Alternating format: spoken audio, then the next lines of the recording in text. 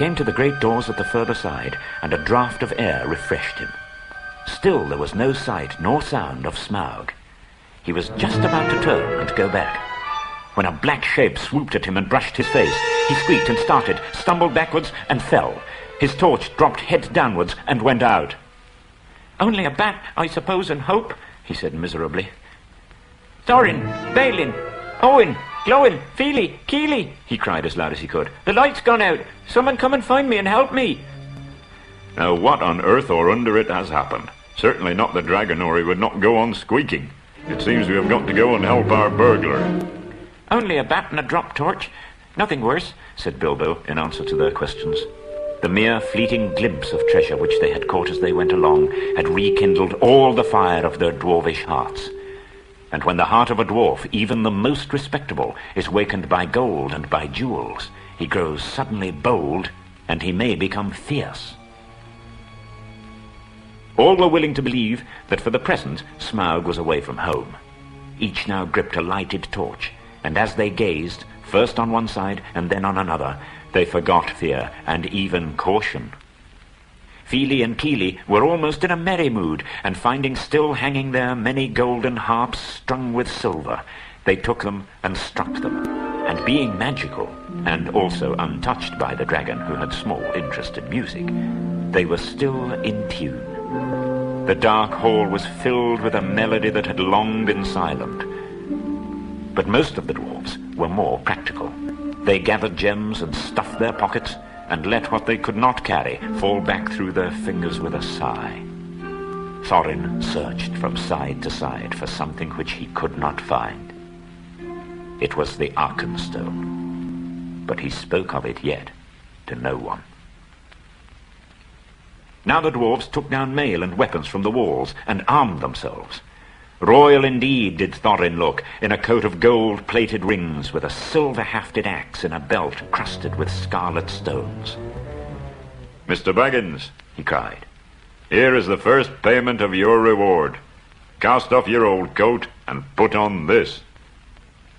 With that he put on Bilbo a small coat of mail, wrought for some young elf prince long ago.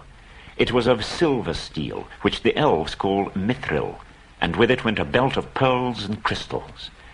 "I feel magnificent," he thought, "but I expect I look rather absurd. How they would laugh on the hill at home. Thorin, what next? We're armed, but what good has any armour ever been against Smaug the Dreadful? This treasure is not yet won back. We're not looking for gold yet, but for a way of escape, and we have tempted luck too long." "You speak the truth," answered Thorin, recovering his wits. "Let us go. I will guide you. Not in 1,000 years should I forget the ways of this palace." One by one they walked behind Thorin, a line of little lights in the darkness that halted often, listening in fear once more for any rumour of the dragon's coming. At last a white glimmer could be seen coming through some opening far above, and the air smelt sweeter. Before them light came dimly through great doors that hung twisted on their hinges and half-burnt. "There is the great chamber of Thror," said Thorin, "the hall of feasting and council. Not far off now is the front gate." As they came through yet more doors, a sound of water fell upon their ears, and the grey light grew suddenly more full. "There is the birth of the running river," said Thorin. "From here it hastens to the gate. Let us follow it." Out of a dark opening in a wall of rock there issued a boiling water, and it flowed swirling in a narrow channel carved and made straight and deep by the cunning of ancient hands. Beside it ran a stone-paved road, wide enough for many men abreast. Swiftly along they ran, round a wide sweeping turn, and behold, before them stood the broad light of day. Now before them the water fell noisily outward and foamed down towards the valley. They flung their pale torches on the ground and stood gazing out with dazzled eyes. They were come to the front gate, and they were looking out upon Dale. "Well," said Bilbo, "I never expected to be looking out of this door, and I never expected to be so pleased to see the sun again and to feel the wind on my face. But ow, this wind is cold." Suddenly Bilbo realized that he was not only tired, but also very hungry indeed. "It seems to be late morning," he said, "and so I suppose it's more or less breakfast time, if there is any breakfast to have." but I don't feel that Smaug's front doorstep is the safest place for a meal. Do let's go somewhere where we can sit quiet for a bit." "Right," said Balin. "We ought to make for the old lookout post at the southwest corner of the mountain." "Dear me," grumbled the Hobbit. "More walking. I wonder how many breakfasts we have missed inside that nasty, clockless, timeless hole." "Come, come," said Thorin, laughing.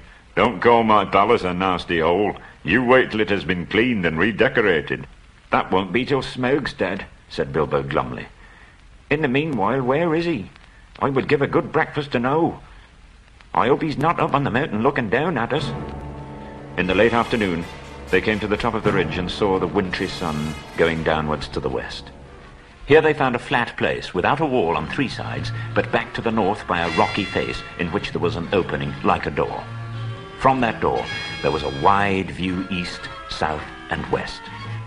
"Here," said Balin, "in the old days we used to keep watchmen. We can hide here and see much without being seen." Some threw themselves down at once and slept, but the others sat near the outer door and discussed their plans. In all their talk they came perpetually back to one thing. Where was Smaug?